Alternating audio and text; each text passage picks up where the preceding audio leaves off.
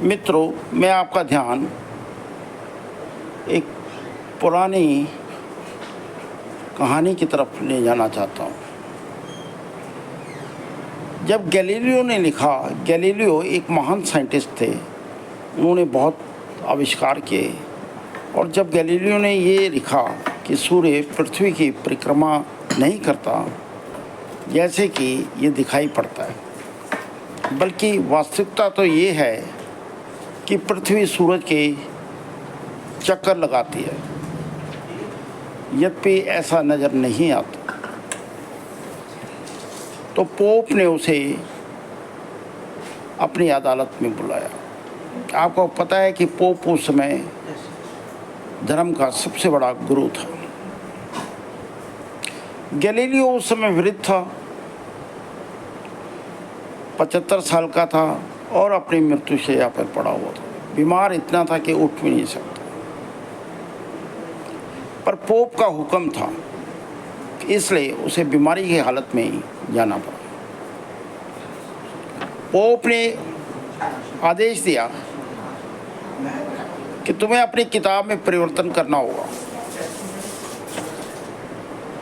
क्यों करना होगा? क्योंकि वो बाइबल के विपरीत बात कहती है।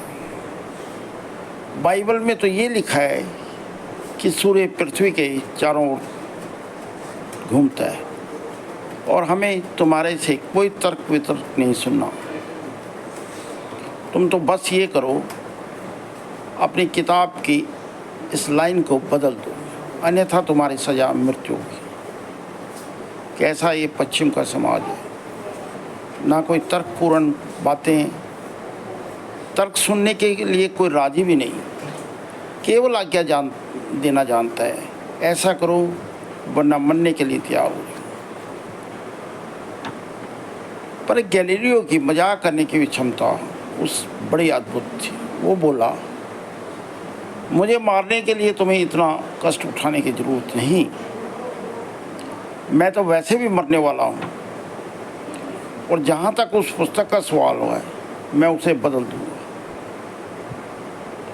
मैं उसे बदल दूँगा। तुम तो बस उसे बदल दो, अन्यथा तुम्हारी सज़ा मृत्यु होगी। कैसा ये तर्क है जो किसी तर्क को सुनने के लिए राजी नहीं, सिर्फ आज्ञा देना जानता है। ऐसा करो वरना मरने के लिए तैयार हो। पर गैलीलियो की मजाक करने की क्षमता बड़ी अद्भुत रही होगी। वो बोला, मुझे मारने के लिए आपको इतना कष्ट करने की ज़रूरत नहीं, वैसे भी मैं मरने ही वाला हूँ। और जहाँ तक उस पुस्तक का सवाल है, मैं उसे बदल दूँगा। किंतु मैं एक बात आपको याद दिलाना चाहता हूँ कि मेरी किताब से के बदलने से ना तो पृथ्वी बदलने वाली है, ना सूरज बदलना। पृथ्वी तब भी सूरज की परिक्रमा करती रहेगी, क्योंकि पृथ्वी मेरी किताब नहीं पढ़ती और ना ही वह इसकी फिक्र करते हैं मैं क्या लिखता हूँ। तो मित्रों, ये था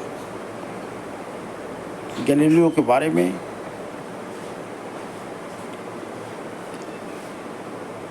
इसके बजाय हमारा भारतीय समाज, भारतीय धर्म तर्क के ऊपर आधारित है। धन्यवाद।